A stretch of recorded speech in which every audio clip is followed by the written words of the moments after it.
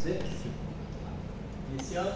Então agora no final do 5, né, trabalhamos a regra da cadeia. Então vamos trabalhar agora um pouco funções trigonométricas e suas derivadas. Né?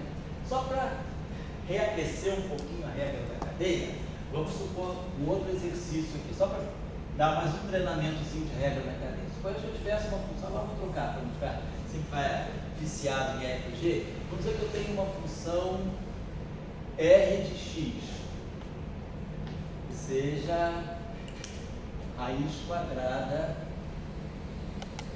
de alfa x4 mais beta x2 mais gama. Uma função assim. Então, vamos ver como é que a gente pode, né, trabalhar a regra da cadeia. Então, agora eu não tenho duas funções, eu estou usando, tem uma função mais complicada. Como é que eu posso tirar? Vamos fazer o uso da regra da cadeia sem ter duas funções. Né? Nós que vamos criar agora as funções, eu não estou dando as funções, nós estamos criando a função. Então, a questão da regra da cadeia, com pouco funções, a gente tem que saber olhar que função eu vou ter que compor. Então, vamos pensar o seguinte. A minha função, eu tenho uma função raiz quadrada aqui. Então eu posso dizer o seguinte, eu vou pegar uma função R de S de x e vou dizer o seguinte, vou pegar uma função R de S. Vou dizer que a função R de S é raiz quadrada de S. Então, a minha função R de x eu vou decompor em duas funções. R de S, onde S é a raiz quadrada de S. Mas quem é S de x? É alfa x4 mais beta x2 mais gama. Então eu vou querer tirar essa derivada de R em relação a x usando a regra da cadeia, mas eu não dou as funções. Eu que tenho que achar quem são as funções. Então eu pensei assim, olha para lá, eu sei derivar a raiz quadrada. Lembra que a gente sabe derivar a raiz quadrada de x. Isso aqui é x elevado ao meio. E aí quando a gente deriva a raiz x elevado a n, isso é n, x elevado a n menos 1, que dá menos 1 meio, pronto. E aí isso aqui é a derivada da raiz de x, então a derivada em relação a x da raiz de x é 1 sobre 2 vezes a própria raiz de x. Então, derivar a raiz eu sei. Então eu digo o seguinte, R é uma função de S sendo uma raiz quadrada. Então S é a raiz quadrada de R. R é a raiz quadrada de S. E aí S é o que está dentro da raiz quadrada. Então é claro que R de S de x é a função que eu tenho. É a raiz quadrada de alfa x4 mais beta x2 mais gama. Eu sei quem é R, então eu criei a minha R e criei a minha S. Eu criei as duas funções que eu vou compor para chegar ao que eu tenho. Agora eu quero derivar R em relação a x. Então eu vou usar a regra da cadeia. Eu vou derivar R em relação a S. Derivo R em relação a S. E aí agora eu derivo S em relação a x.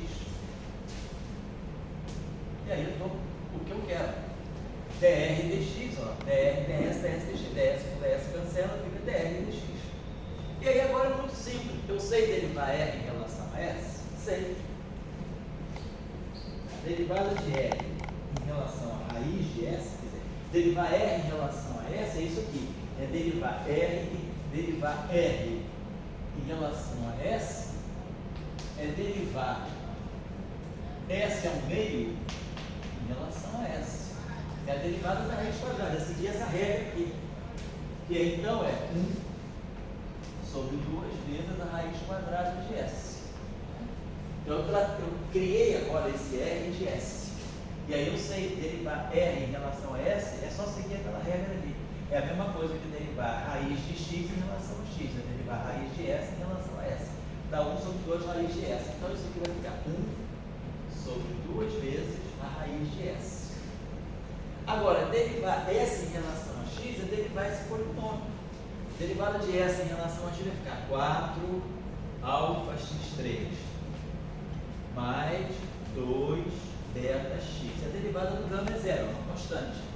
E aí agora, no final de tudo, eu substituo S. Então ficou 1, vai ficar no final então. No numerador, 4 alfa x3 mais 2 beta x. E no denominador, 2 vezes a raiz de S. Mas agora eu sei quem é S. S é alfa x4 mais beta x2 mais gama. E agora é só simplificar 4, 2 aqui, né? Então no final de tudo fica 2 vezes alfa x3 mais beta x sobre raiz quadrada de alfa x4 mais beta x2 mais gama. Então ele derivou a função R em relação a x, criando as nossas funções compostas para usar a regra da cadeia. Então, esse é um exemplo simples. Vou dar outro exemplo simples. Depois a gente vai entrar nas funções trigonométricas. Como eu falei, vocês têm muito site, muito vídeo na internet sobre derivados. Então, eu não vou ficar aqui fazendo muita coisa, porque eu estou dando a ideia inicial, como entender o processo, e depois a sua aplicação. Vamos pegar uma outra função interessante aqui, então para cá isso aqui, a gente também fazer um exercício e nós vamos ter que criar a nossa função.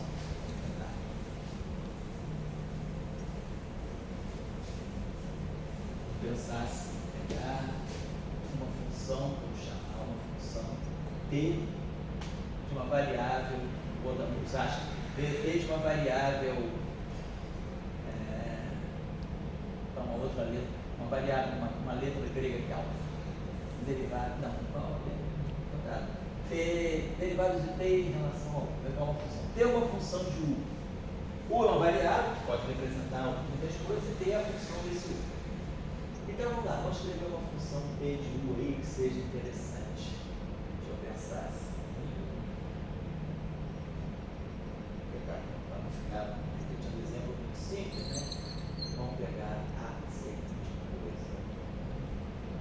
Las funciones trigonométricas, profesor. Oi? Las funciones trigonométricas, você vai falar? Como? De las funciones trigonométricas. Vou falar daqui a pouco. Ah, tá. Só estou fazendo esse exercício aqui só para retornar um pouquinho a regra da cadeia. Vamos pensar que eu tenho nessa função aqui, vamos pensar assim, eu tenho raiz cúbica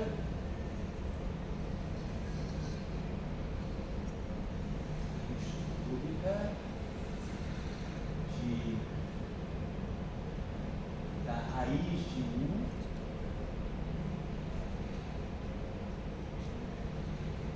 sobre assim,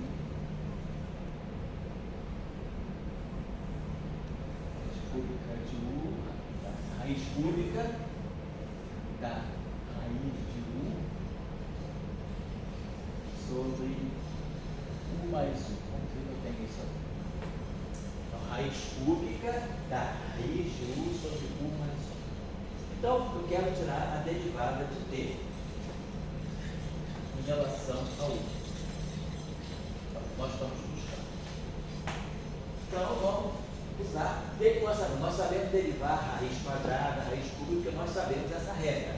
A derivada em relação a x, de x elevado a n, é n, x elevado a n menos 1. Então, nesse caso, eu posso pensar, se eu quiser pegar a derivada da raiz cúbica, é só colocar n igual a 1/3. Né? Raiz cúbica de alguma coisa é aquela coisa elevada à potência 1/3. Eu sei derivar a potência. Então, o ideal seria pensar o seguinte: eu vou dizer que t é uma função de, sei lá, de s. E s é a raiz cúbica, e t é a raiz cúbica de s. Então, eu estou chamando isso tudo aqui de s.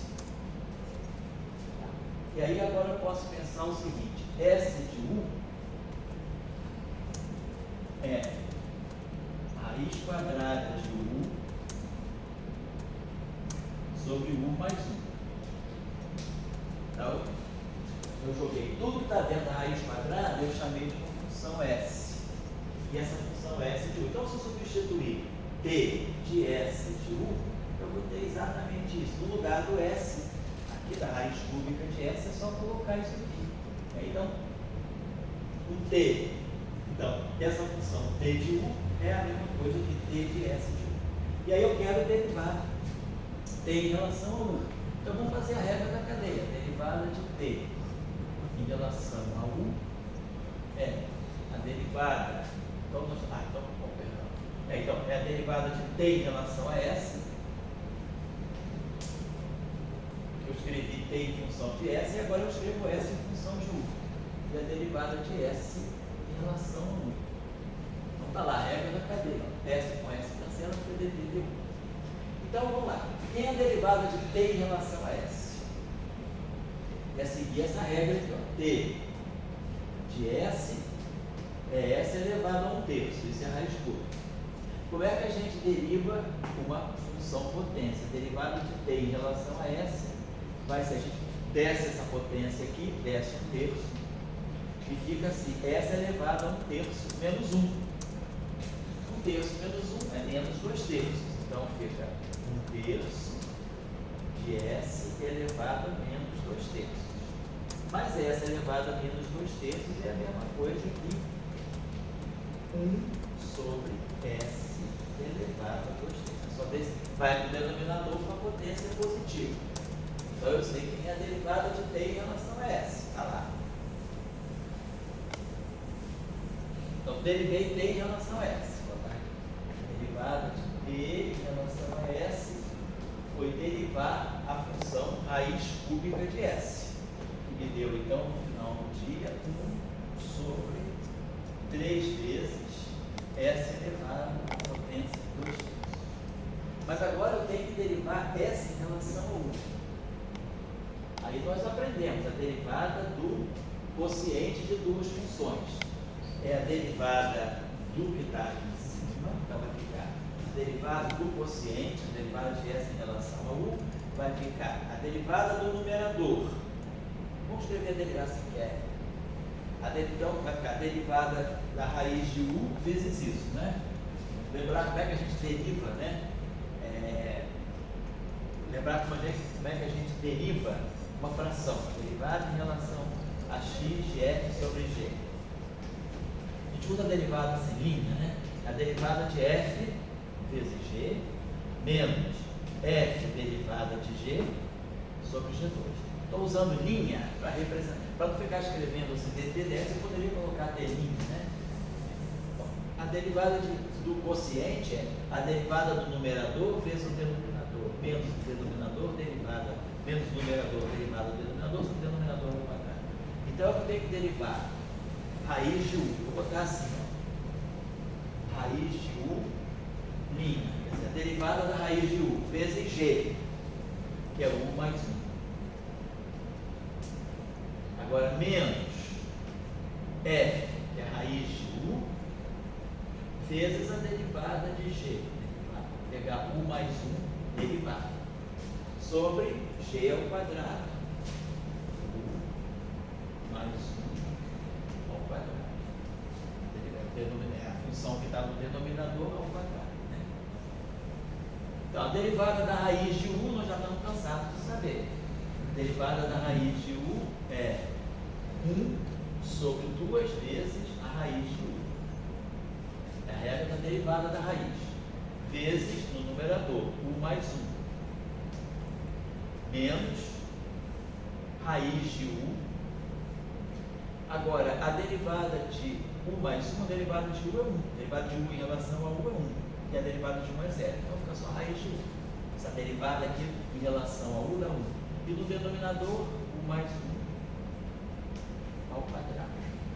Então a derivada de s em relação a u, eu posso só fazer a mesma coisa que a gente faz sempre. Vamos trabalhar o numerador. Vou reduzir aqui, vai ficar 1 sobre 2 vezes a raiz de u. E aí aqui vai ficar 1 mais 1 menos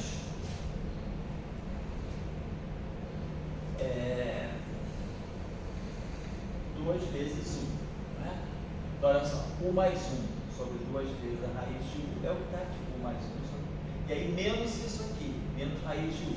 Então, se eu pegar esse cara aqui, esse 2 cancela com esse 2 e esse 1 com essa raiz de u da raiz de u. Então, eu botei o denominador com mantive esse e multipliquei isso aqui por 2 vezes raiz de U, raiz de U vezes raiz de U.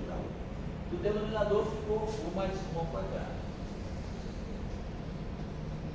Então, esse 2 aqui desce para cá, então vou ficar aqui no denominador 2, U mais 1 ao quadrado, raiz de U. E no numerador vai ficar U mais 1 menos 2U, vai ficar menos U mais 1, ou 1 menos 1. 1 menos 1. Então vamos refazer para ver se eu não errei. A derivada da raiz de U é 1 sobre 2 raiz de U, mantenho isso aqui. Menos raiz de U derivada disso aqui, que é 1, o denominador ao quadrado. Eu estou derivando essa função. Essa é derivada do quociente de duas funções. E aí agora, vou só trabalhar aqui. Coloco o denominador comum. Então, U mais 1. E aí, menos esse vezes esse. 2U.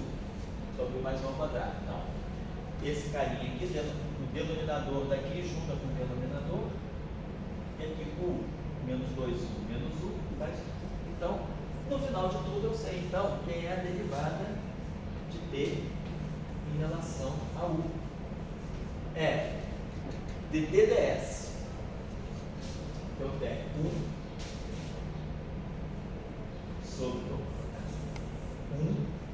sobre 3. S é elevado a 2/3. Mas quem é S? S é raiz de U sobre U mais 1 elevado a 2/3. Tudo isso aqui no denominador. Substituir o S. Raiz de U sobre U mais 1 elevado a 2/3. dt ds vezes ds du. Vezes 1 menos U sobre 2 vezes U mais 1 ao quadrado raiz de U. Então dá para a gente fazer uma boa melhorar esse denominador. Vamos fazer o seguinte, ó. Aqui eu tenho raiz de U, tudo isso aqui é elevado a 2/3. Então eu tenho o seguinte, vou botar 1/3, ele fica quietinho no lugar dele. Vamos simplificar um pouco, o que é raiz de U? Vamos só ver o que é raiz de U sobre U mais 1 elevado a 2/3. Vamos ver. Raiz de U é U elevado a 1/2. E aqui no denominador eu tenho U mais 1. Tudo isso elevado a 2/3. Mas essa fração elevada a 2/3 é a mesma coisa que o numerador, que é U a 1/2, que é a raiz elevada a 2/3, sobre o denominador elevado a 2/3. Então, raiz, 2 vezes, essa fração elevada a 2/3 é o numerador elevado a 2/3 sobre o denominador elevado a 2/3. Muito bem. Agora, U elevado a 2, então quando eu tiver assim, U elevado a N elevado a N é a mesma coisa que U elevado a N vezes N. Então aqui eu vou ter N é 1/2 e N é 2/3. Então eu vou ter U elevado a 1/2 vezes 2/3. 1/2 vezes 2/3 dá 1/3. Então, esse terminho aqui, raiz de U sobre U mais 1 elevado a 2/3, vai estar dando para nós, no numerador, U elevado a 1/3. Por quê? Porque é U elevado a 1/2 elevado a 2/3. Só fazer esse produto. U elevado a N elevado a N é U elevado a N, 1/2 vezes 2/3. Então vai ficar 1/3. E o denominador mantém, né? U mais 1 elevado a 2/3.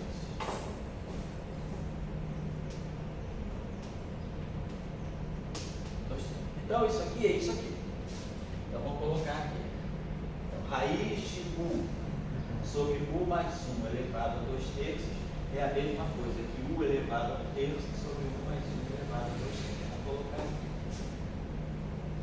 1 sobre U elevado a 1/3 sobre U mais 1 elevado a 2/3. Tá? Então tem uma fração no denominador. Então isso aqui, ó, né? O denominador é isso aqui, é 1 sobre raiz de U sobre U mais 1 elevado a 2. Fiz esse cálculinho aqui do lado. Isso aqui é um rascunhozinho. Vou apagar o rascunho. E agora, vezes 1 menos U sobre 2, 1 mais 1 ao quadrado, raiz de U, que é U elevado ao meio. Tá? Então, 2, U mais 1 ao quadrado, raiz de U, que é U elevado ao meio. Então, essa fração aqui, ó, esse denominador sobe. Por quê? Porque ele é denominador do denominador. Então, vamos começando a simplificar. Então, você vai ficando assim, ó, 1, vai ficar. Esse 3 mantém aqui no denominador. Esse cara aqui vai subir, vai ficar U mais 1 elevado a 2 terços. U mais 1 elevado a 2 terços sobe, porque está aqui no denominador. E esse 1 menos U fica aqui.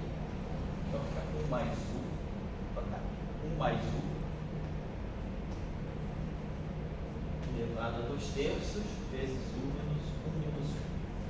E aí aqui ficou 3 vezes 2 vai ficar um 6. U mais 1 ao quadrado. 1 mais U ao quadrado. Que é esse. 3 vezes 2, 6. 1 mais U ao quadrado. Agora, U elevado a 1 terço vezes U elevado a 1 meio, multiplicando potências de mesma base, é somar os expoentes. É somar 1 terço mais um sexto, mais um meio. Perdão. Que dá 6 por 3 dá 2, 6 por 2 dá 3, vai ficar 5 sextos, né? 2, 6 por 3 dá 2, 6 por 2 dá 3, 5 sextos. Então, U elevado a 1 terço vezes U elevado a 1 meio, somos expoentes. É U elevado a 5 sextos. Então, está aí a resposta. A derivada de T em relação a U, tudo que nós estávamos buscando é isso. Derivar foi mais simples. O mais trabalhoso aqui foi fazer um pouco as simplificações, né? Lembrar as regrinhas de potência, mas foi tudo muito simples. Foi derivar, eu descobri, né? Fiz assim, a minha tática foi dizer que a minha função T é a raiz cúbica de um S, porque eu sei derivar a raiz cúbica facilmente. E depois eu digo quem é S, quem é S. Mas S é derivar um quociente. É derivar o numerador vezes o denominador, menos manter o numerador, derivar o denominador e colocar o denominador ao quadrado. É a regrinha, né, da derivada. Como é que eu derivo, né, o quociente de duas funções. Derivo o numerador, multiplica pelo denominador, menos numerador derivado do denominador sobre o denominador ao quadrado. Então, usei essa regrinha aqui para tirar quem é ds e du. Derivada do numerador, né? Essa, raiz de U. Derivada de raiz de U vezes U mais 1 menos raiz de U mais 1 derivado. U mais 1, fiz as regrinhas aqui. Mas foi tudo assim, foi mais cosmética, né? Fui só fazendo a cosmética para ficar tudo bem simplificado. No final de tudo, né, a gente ganhou isso usando a regra da cadeia. dt du, du ds. dt ds, ds du. E aí fui só organizando as coisas. No final do dia deu isso, só para lembrar. Então, isso é a regra da cadeia que vai muito nos servir. Mas no que a gente vai fazer não vai aparecer nada tão complicado assim, vai aparecer coisa muito mais simples, né? Mas é bom saber os casos mais complicadinhos para poder ganhar bastante familiaridade. Então, lembrar que a composição de funções é uma operação não comutativa. F de g de x é diferente de g de f de x em geral. Perfeito. Aqui para a gente agora começar um pouquinho a relembrar as funções trigonométricas. Eu estou partindo do princípio de que quem está nesse nível aqui já estudou um pouquinho de trigonometria, né? Já viu o que é o seno de um ângulo, o cosseno de um ângulo, a tangente de um ângulo, já talvez no curso de mecânica tenha feito decomposição de forças, aí fica cosseno e seno, né? Então lembrar o seguinte, que só para lembrar também o que significa trigonometria.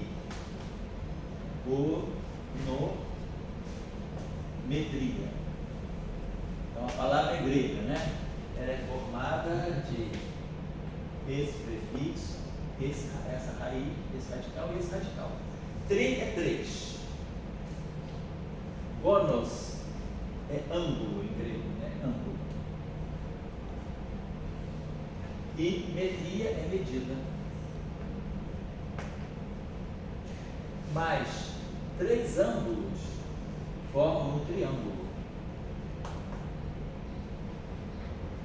Então, trigonometria, no fundo, está a dizer medidas do triângulo. Então, quando a gente pega um triângulo, né, qualquer, seja retângulo, não retângulo, escaleno, não importa, quando a gente pega um triângulo, o que a gente vai fazer medida? A gente vai medir lados e medir os ângulos, né, dos triângulos. Então, a trigonometria é isso, é a medida de ângulos, né, porque aí a gente sabe, conhecendo os lados e conhecendo o ângulo, né, a gente pode tirar aquela regra dos cossenos. Então, não vou insistir sobre isso, eu estou dando nome, né, porque às vezes o estudante, quando eu era garoto também, eu comecei a estudar trigonometria, eu não sabia o que significava trigonometria, e meu professor também nunca, assim, na época explicou, eu também quis saber, trigonometria é o nome, né, mas a gente deve pensar que a nossa língua é feita muito de prefixos gregos, prefixos latinos, as radicais gregos, radicais latinos, né? Nossa língua é essa mistura. Então, trigonometria é essa mistura. Quando a gente fala polígono, poli é muitos, né? Gonos é ângulo. Então, polígonos são figuras, né? Com vários lados, vários ângulos. Então, isso aqui pode ser um polígono, né? 1, 2, 3, 4, 5, 6, 7. Então, é um heptágono, né? Um polígono com 7 lados. Na verdade, 7 ângulos, né? Então, poli é muito, gonos é ângulo. Então, polígono, vários ângulos, né? É uma figura que tem, como a gente falou, assim, né? Pegar, sei lá, um pentágono, por exemplo, né? Então, tá aqui. 1, 2, 3, 4, 5. 1, 2, 3, 4, 5. 5 ângulos, são 5 ângulos, 5 lados aí. Polígono. Então, gonos, né? Significa. Então, trigonometria é tri de 3, gono de ângulo, metria de medida. Então, medida dos triângulos, né? Medida dos triângulos. Então, na trigonometria, a gente fala dos ângulos, e dos ângulos a gente tira as chamadas funções trigonométricas. O seno de um ângulo, a gente pode representar seno, assim. O cosseno, isso aqui é universal. A tangente, muitas vezes a gente representa assim ou assim, TG. A cotangente, cotan, pode ser coteger também. A secante, esse aqui fica sempre assim. E a cossecante, que pode ser cossec ou CSC. Então tem várias maneiras, às vezes tem duplas maneiras de representar uma função trigonométrica. Às vezes, no português a gente usa muito isso, no inglês assim. Na matemática a gente usa mais tanto também, né? Cotan, cossecante a gente também usa muito assim. Mas tanto faz, é ser cossec ou cossec. Então lembrar que eu tenho seno, né? O cosseno, a tangente, né? Que é o seno dividido pelo cosseno. Lembrar que a cotangente, né? É o inverso da tangente, o cosseno sobre o seno. A secante é 1 sobre o cosseno. E a cossecante é 1 sobre o seno. E aí tem várias regrinhas, né? Então a gente coloca o seno com i, não estou acostumado, vou deixar com i, mas pode ser com e. No português é sem, em inglês é sinus, então é com i. Vou deixar para vocês aprenderem os dois lados. Bom, e lembrar daquelas regrinhas básicas, né? Que o seno ao quadrado do ângulo alfa mais o cosseno ao quadrado do ângulo alfa é 1. Então, uma tangente ao quadrado. Então, tem as relações, as identidades trigonométricas. Por que eu vou estar lembrando isso? Então, eu estou partindo do princípio de que já se estudou um pouco de trigonometria. Se conhece o seno, o cosseno, a tangente, secante, cossecante e as relações trigonométricas, né? Que são essas aqui, tangente, cotangente, seno ao quadrado mais cosseno ao quadrado igual a 1. 1 mais tangente ao quadrado é secante ao quadrado, 1 mais cotangente ao quadrado é cossecante ao quadrado. 1 mais cotangente ao quadrado, 1 mais cotangente ao quadrado. Cotangente ao quadrado, né? A cotangente, então, é cosseno sobre o seno.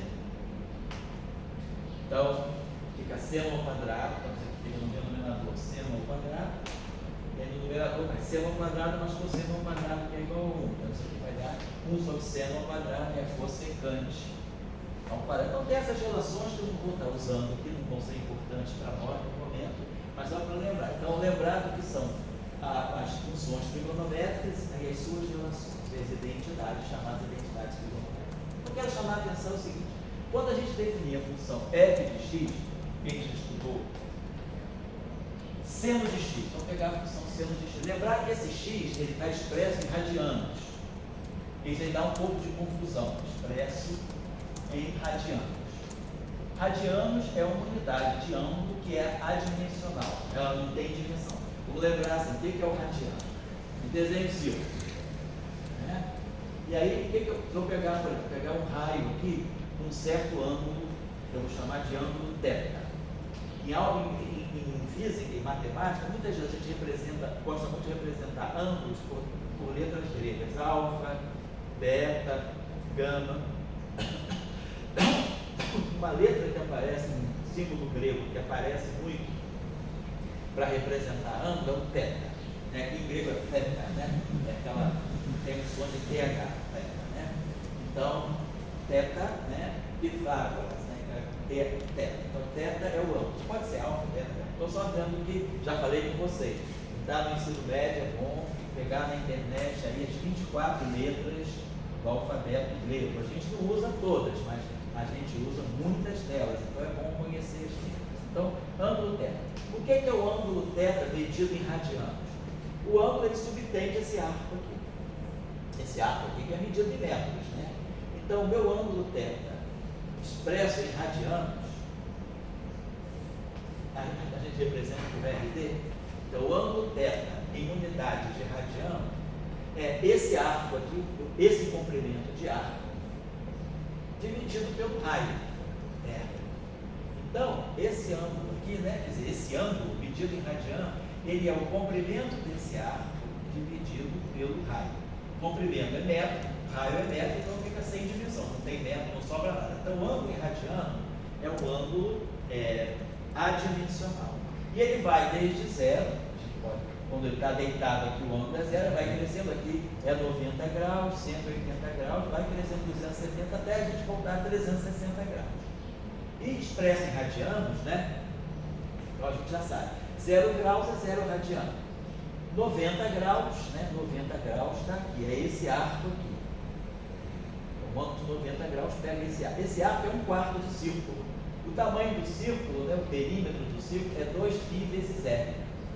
Se eu dividir pelo raio, né? Então isso aqui dá 2π, mas isso aqui é um quarto. Então o comprimento do círculo é 2π. O círculo completo é 2πr. Sobre r dá 2π. Então o ângulo de 360 graus, né, ele corresponde a 2π radianos. Vou botar radianos. 90 graus é um quarto. 90 graus, então seria π sobre 2. É só dividir por 4. π sobre 2 radianos. Então só para lembrar, 0 radianos, π sobre 2, π, 3π sobre 2, 2π. Só para lembrar disso. Então, nós expressamos, né, as funções trigonométricas com o seu argumento expresso em radianos. Se for expresso em graus, a gente está dizendo, estou exprimindo x é grau. Mas logo, quando não se diz nada, está suposto já de partida que x está expresso em radianos. Então, é claro que esse x, né, ele pode começar em 0, vai a 2π, quando for 2π, eu fiz o círculo completo. E aí eu tenho que ver como é que a gente vai tirar, né, vamos tirar a derivada. Então vamos lembrar também que a gente já fez o plotezinho da função seno, né? Então aqui no eixo vertical nós colocamos o seno, no eixo horizontal o x. Então, o seno de 0 é 0, aí ele vai crescendo, né? Ele vai passando, vai fazendo assim, e sobe, desce, e aí volta tudo de novo. Então, aqui é 0, aqui é π sobre 2, então o seno de π sobre 2 é 1, e aqui é menos 1. Então, seno de 0 é 0, seno de π sobre 2 é 1, seno de π é 0, aí o seno de 3π sobre 2 aqui é menos 1, e o seno de 2π de novo é 0. Então, é 0, 1, menos 1. Então, a função seno é uma função limitada. Ela pode ter valor desde menos 1 até valor mais 1. passa por zero. Então, o seno de zero é zero, o seno de π radianos, que é 180 graus, é zero, e o seno de 2π radianos, que é 360 graus, é zero. O seno de 90 graus, né, que é π sobre 2 radianos, é 1, e o seno de 3π sobre 2, que é 270 graus, é menos 1. Então, essa função seno é essa função. Ela vai fazendo isso toda vez. Se eu começar de novo, ela vai se repetindo. Então, ela tem um período, que a gente chama de período 2π. O que é o período? O período é quando a função começa a se repetir. Então, geralmente representa período por t. Período. Porque é t maiúsculo de time, né, de tempo. Período. Então, o período da função seno é igual a 2π. Quando eu começar tudo de novo, eu falo 0, 0, 0, 0, 0, 2π. Quando eu recomeçar, né, aí vai subindo 2π mais π sobre 2, então vai repetindo tudo. Então, a função seno, ela é uma função periódica, né, que tem período 2π. A partir do 2π, ela começa a se repetir e depois todo o ciclo vai. Né? Aqui vai subindo, descendo. Então, a função seno é essa função, que a gente chama de função senoidal, que é essa onda, né? Tipo uma onda que está se propagando numa bola. Depois nós vamos fazer uma analogia muito grande, essas funções seno, cosseno, tangente, né? Elas vão representar ondas. Então, a função seno tem essa característica. Eu não sei também, todos se lembram, né? Que nós temos uma relação assim, o seno da soma de dois ângulos. Se eu pegar seno de x mais y, isso é o seno de x vezes o cosseno de y, mais o cosseno de x vezes o seno de y. Se eu colocar mais ou menos, né, vai ficar um menos aqui. Seno de x mais y é seno de x cosseno de y mais cosseno de x seno de y. E o seno de x menos y é seno de x cosseno de y menos cosseno de x seno de y. E o cosseno de x mais ou menos y, somando dois é cosseno de x cosseno de y menos ou mais seno de x. Vou explicar isso aqui, seno de y. Né? Se eu estiver trabalhando então com cosseno de x mais y, é cosseno de x cosseno de y menos seno de x seno de y. E se eu estiver trabalhando com cosseno de x menos y, é cosseno de x cosseno de y mais seno de x seno de y. É invertido, diferente, tá? Aqui mais menos, não vamos decorar nada. Então, só para lembrar essas regras, que é o seno da soma de dois ângulos ou dois árcos, e o cosseno da soma ou da subtração de dois ângulos ou dois árcos. Então, a gente tem a função seno está variando. Então, é claro, à medida que o x varia, a função está variando. Como é que a função responde às variações em x? O quê? A derivada. Então, vamos ver quem é a derivada em relação a x do seno de x. Então, é só lembrar da regrinha. O que é? É delta f sobre delta x. Quem é meu delta f? É a função seno calculada em x mais delta x, menos a função seno calculada em x sobre delta x. Então é isso aí. Seno de x mais delta x, menos seno de x sobre delta x. Então eu tenho a função seno calculada qualquer em um ponto x. E aí eu vou um pouquinho a mais ou a menos, x mais delta x, esse delta x pode ser negativo, tanto faz. Eu me afasto um pouquinho do ponto x, vejo como é que o seno varia. Diminuo do seno no ponto x e divido. É a definição normal de derivada. Mas agora aqui eu vou usar essa regrinha. O seno de x mais delta x é a mesma coisa que o seno de x vezes o cosseno de delta x mais o cosseno de x vezes o seno de delta x menos o seno de x sobre delta x. Então o que a gente pode fazer? A gente pode pegar isso aqui e escrever assim. Vou pegar esse termo com esse termo aqui. Vou botar esse seno de x evidenciado. Então vai ficar seno de x que multiplica cosseno de delta x menos 1. Que é isso aqui? Seno de x cosseno de delta x menos seno de x. E aqui eu vou deixar mais cosseno de x vezes o seno de delta x dividido por delta x. Não, menos o zero. Mas tudo isso dividido por delta x. Então, aqui eu usei o seno da soma. Seno de x com seno de delta x, mais cosseno de x, seno de delta x. Menos seno de x sobre delta x. Então, vamos pensar aqui agora o seguinte. No final da derivada, o delta x tem que tender a zero. Então, quando delta x é zero, o cosseno de zero é 1. Então, vai ficar 1 menos 1. Então, quando delta x tende a zero, aqui vai ficar zero. Mas aqui também tende a zero. Mas esse cosseno de delta x menos 1 com esse delta x aqui, ele pode cancelar. Porque isso aqui vai a zero da mesma forma que esse. Aí vai sobrar isso aqui, seno de delta x sobre delta x. Então a gente tem uma coisa assim, seno de delta x sobre delta x. Quando delta x tende a zero, o que a gente tem é que isso aqui vai a 1. Por quê? O seno de zero, o seno, quando o ângulo é muito pequenininho, o ângulo é muito pequenininho, o valor do ângulo segue o mesmo valor. Então, a tendência é que o seno de delta x, quando o delta x é muito pequeno, ele fica praticamente igual a delta x. Então, quer dizer, vamos colocar assim, quando o delta x tende a zero, é muito pequenininho, o seno de delta x, ele vale aproximadamente o próprio delta x. Então, por exemplo, o seno de 0,001 radianos é praticamente 0,001. Então, o seno, ele acompanha quando é muito pequenininho. Claro, o seno de π sobre 2 é 1, não tem nada a ver.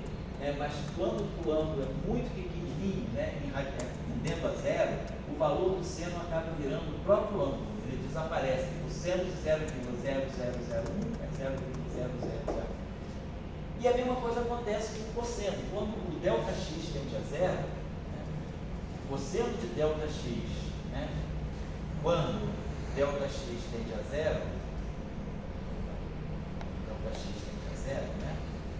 desculpa, é o cosseno de delta x menos 1 sobre delta x. Quando delta x tende a zero,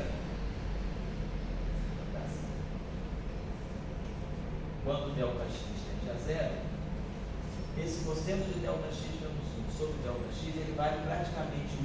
Por quê? O cosseno de zero é quase 1. O cosseno de zero é 1. Então, quando o número está muito próximo de 1, isso aqui vai ficar 1 mais, vou botar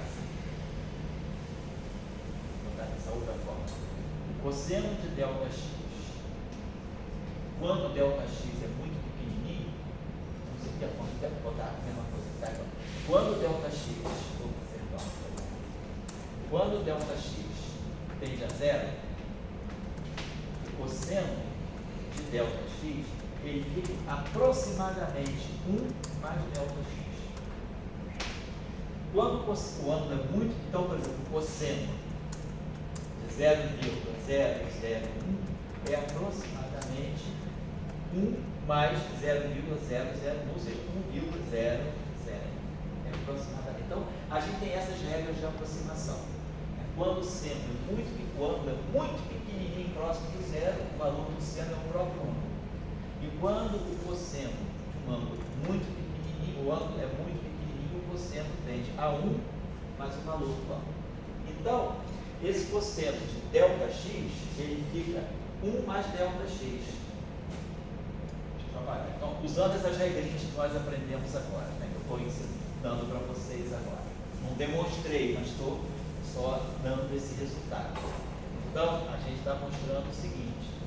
Isso aqui vai ficar seno de x, que multiplica, então, quando delta x é muito próximo de zero, o cosseno de delta x vale 1 mais delta x.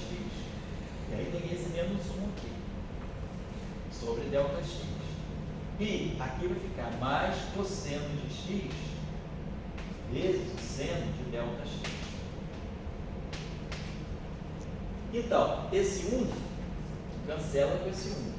Então fica seno de x vezes delta x sobre seno de x, né? Então tá. Espera aí, opa. Isso, né? Sobre delta x, isso, né? Isso. Isso aqui é 1, tá certo. Espera aí, só uma coisa. Você é 1 mais delta x. Ah, tá certo, né? Mais delta x.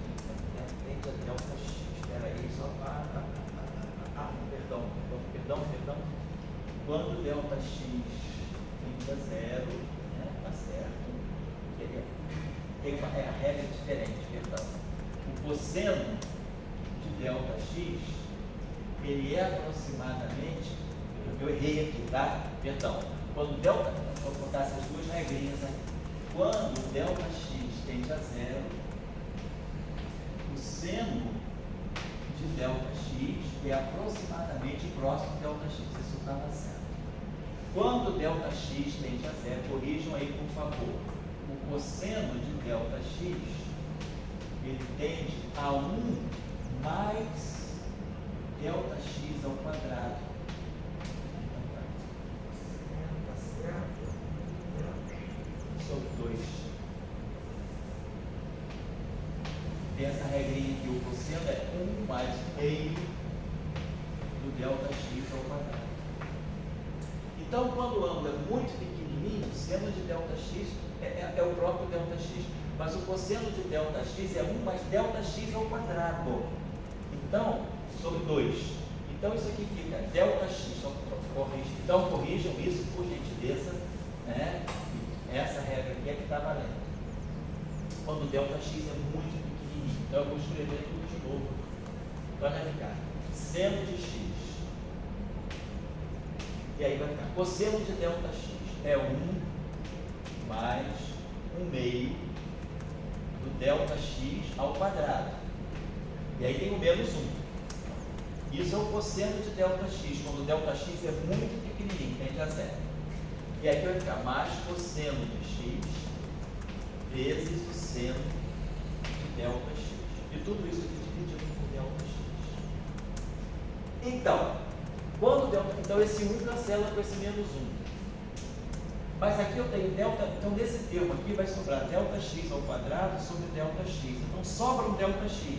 Então isso aqui, quando o delta x tende a 0, isso vai tender a seno de x vezes delta x. Ó, esse delta x ao quadrado sobre delta x, sobra um delta x. E esse aqui vai ficar mais cosseno de x vezes o seno de delta x sobre delta x. Então, o que nós estamos aprendendo? Quando o delta x é muito pequenininho, o seno de delta x é como se fosse o próprio delta x. Então, isso cancela com isso, dando 1. Então, isso aqui vira 1. Mas esse aqui vai a 0, porque esse aqui é delta x ao quadrado, esse aqui é delta x. Então, no final do dia, o que sobra é isso aqui, o cosseno de x. Então, é muito simples, né? A derivada em relação a x do seno de x é o cosseno de x. Então, o cosseno, ele já é a derivada do seno. Então, se eu pegar a função seno, a derivada é cosseno. Desculpa, tem esse trajeto intermediário, né? Que tem que fazer esse tipo de, saber essa regra de aproximação. Então, lembrar que na trigonometria, né? Nós estamos, em geral, identificando, trabalhando com os ângulos e radianos. Então, só para lembrar o seguinte, né? Quando o ângulo, o ângulo alfa tende a 0, o seno de alfa pode ser aproximadamente o valor de alfa. Pequeno, né? 0,001, 0,0001, valores bem pequenininhos, né? E quando o alfa tende a 0, o cosseno, então, o cosseno de alfa, ele tende a 1 menos alfa 2. Aqui eu mudei o sinal mais, na verdade.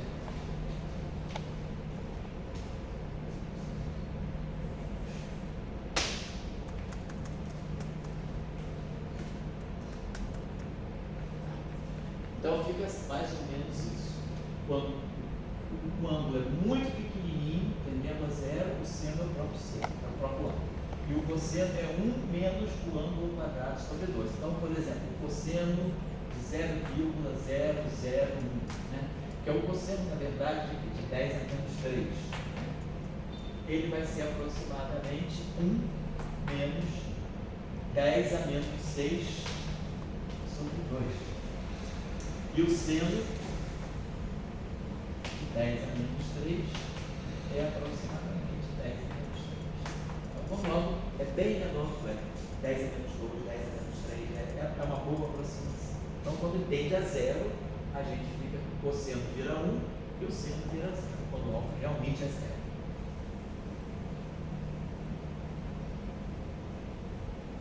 Então tá, vamos guardar isso aqui, esse truquezinho. E agora vamos derivar, estou quase acabando, tá? Vou só fazer as derivadas e vou deixar para na próxima aula a gente aplicar um pouco mais, que vai ser a última aula dessa série de matemáticas derivadas, tá? Vamos fazer 6 aulas, né? Na próxima aula a gente termina um pouco mais isso. Então, vamos derivar agora, quase acabando, derivar o cosseno. Então, a derivada em relação a x do cosseno de x. Então vamos dar a regrinha, né? É o cosseno de x mais delta x menos o cosseno de x sobre delta x. No final, sempre pegando delta x quase zero, tendendo a zero tanto quanto eu posso. Então, isso aqui é o delta f sobre f, sobre delta x. É a clássica definição de derivada. O delta f, né, isso aqui faz o papel do delta f, que é a função variação do cosseno delta x. E agora vamos usar aquela regrinha do cosseno da soma. Então essa regrinha que vai estar dando para nós é o seguinte: cosseno de x mais delta x. Cosseno de x vezes cosseno de delta x. Menos seno de x vezes seno de delta x.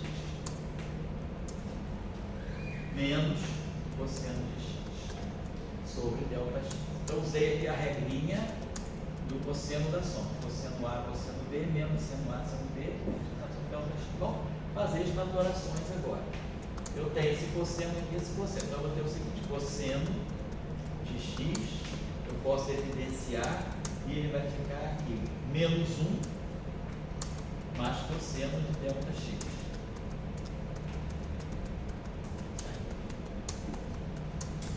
Cosseno de x, cosseno de delta x está aqui, menos cosseno de x está aqui. E aqui menos seno de x vezes seno de delta x, tudo isso dividido por delta x. E aqui vamos usar as nossas regrinhas aproximativas de novo. Então vai ficar cosseno de x vezes menos 1. Mas quando o delta x é muito pequeno, nós já aprendemos. Cosseno de delta x é 1 menos o meio do delta x ao quadrado. Menos seno de x. Mas aí nós aprendemos também que quando o delta x é muito pequenininho, o seno de delta x é o próprio delta x sobre delta x. Então, esse menos 1 aqui cancela esse mais 1. E aí sobra delta x ao quadrado no numerador sobre delta x no numerador, no denominador. Então, esse termo aqui sobra menos o meio do cosseno de x vezes delta x.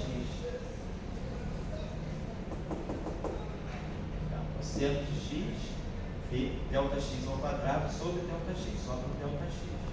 E esse termo aqui, o delta x cancela o delta x, sobra só um seno de x. E aí, claro, quando o delta x tende a zero, delta x é zero, esse termo cancela. Então, a derivada do cosseno é menos seno. Então, a gente pode escrever aqui a seguinte regrinha: a derivada em relação a x do seno de x, é isso que vai importar muito para a gente, é o cosseno de x.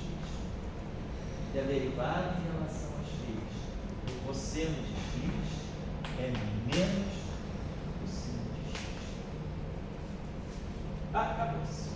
Sabendo isso, a gente sabe todas as outras derivadas das funções trigonométricas. Eu vou só apagar aqui. aqui e fazer a derivada da tangente, e depois vocês vão fazer como tarefa em casa ou consultando a internet, vídeos, não importa as derivadas das outras funções.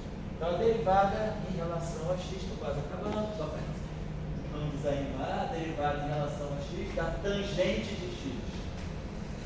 Vai lembrar que a tangente é o seno sobre o cosseno, que vai derivar em relação a x o quociente de duas funções, seno de x sobre o cosseno de x. E aí eu lembrar da regra da derivada do quociente, a derivada desse vezes esse, menos a derivada desse vezes esse sobre o cosseno ao quadrado. Então vamos lá. Como é que eu derivo o quociente? A derivada do numerador vezes o denominador, menos o numerador vezes a derivada do denominador sobre o denominador ao quadrado, cosseno ao quadrado. Pessoal, só falando uma coisa com vocês, que isso eu já vi muito erro, é comum, também já errei nisso no passado, no meu ensino médio. Cosseno ao quadrado de x significa cosseno de x vezes cosseno de x, que a gente também pode escrever assim, cosseno de x tudo ao quadrado. Uma outra coisa completamente diferente é o cosseno de x ao quadrado. Então, muitas vezes, quando a gente quer escrever isso, cosseno de x vezes cosseno de x, que é o cosseno de x todo ao quadrado, é muito diferente de eu escrever o cosseno, porque aqui está dizendo que eu estou pegando o cosseno só do x2, que é uma outra coisa. Aqui não, eu estou pegando o cosseno do x e elevando tudo isso ao quadrado. Então, lembrar que cosseno de x ao quadrado é diferente do cosseno do ângulo tomado ao quadrado. Claro que quando x for igual a zero, o cosseno de zero é 1, então fica 1 ao quadrado que é 1. Quando x igual a zero, zero ao quadrado é zero, o cosseno de zero é 1. Então isso vale sempre quando só vale quando x for igual a zero. Mas se x é diferente de zero, é errado a gente dizer cosseno ao quadrado de x. Muitas vezes a gente mais representa geralmente assim, cosseno ao quadrado de x. Então significa que eu estou pegando o cosseno de x como um todo e elevando isso ao quadrado. Não é isso aqui, tá? Então, lembrar dessa notação aqui. Seno ao quadrado de x é a mesma coisa que seno de x vezes seno de x, que é a mesma coisa que o seno de x todo elevado ao quadrado. Mas isso aí é completamente diferente do seno de x ao quadrado. E aí primeiro eu elevo o quadrado do ângulo, do arco, para depois tirar o seno, que é diferente. Primeiro é que eu tiro o seno e depois eu elevo o quadrado. Então, cuidado, só para chamar a atenção, porque esse erro é comum, eu já cometi também no ensino médio lá. Agora vamos derivar. Derivada do seno é cosseno. Então vai ficar cosseno de x vezes cosseno de x. Menos. A derivada do cosseno é menos seno, então vai ficar mais seno de x vezes seno de x. Sobre cosseno ao quadrado de x. Cosseno de x, né, é a mesma coisa que isso aqui. Agora, então primeiro, no numerador está dando isso. Cosseno de x ao quadrado, está dando cosseno de x vezes cosseno de x. Então, está dando para nós aquilo que a gente chama de cosseno de x, tudo isso ao quadrado.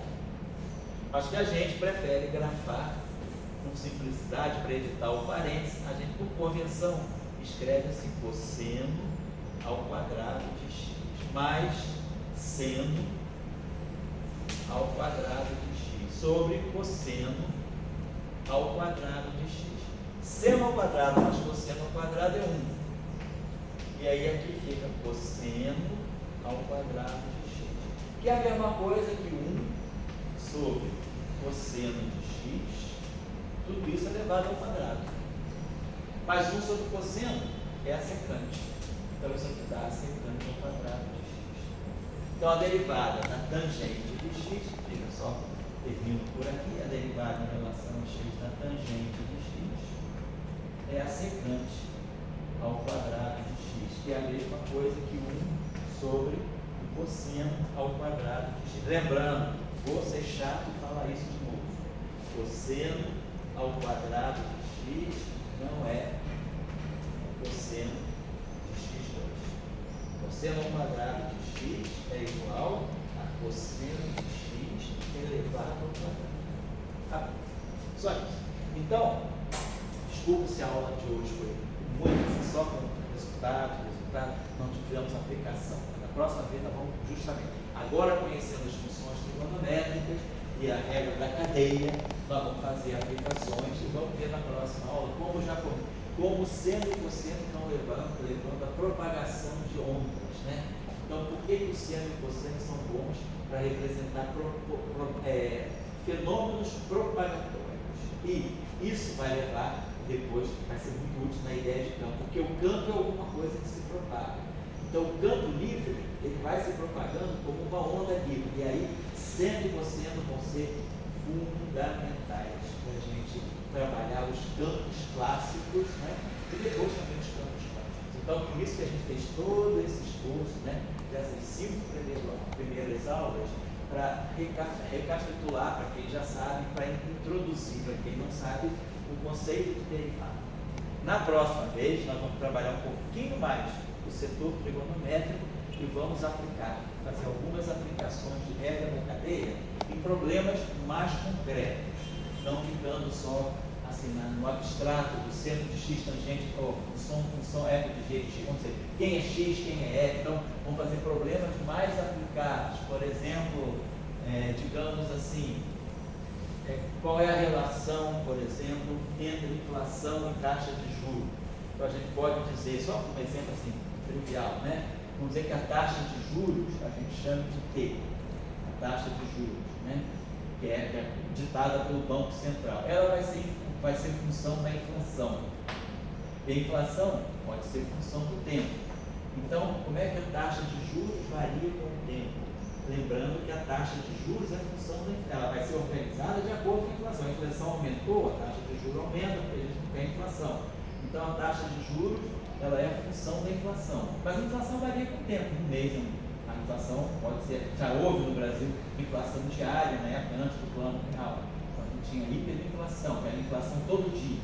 Agora a gente tem inflação mensal, mas então a inflação é a função do tempo. Então a taxa de juros é a função da inflação, a inflação é a função do tempo.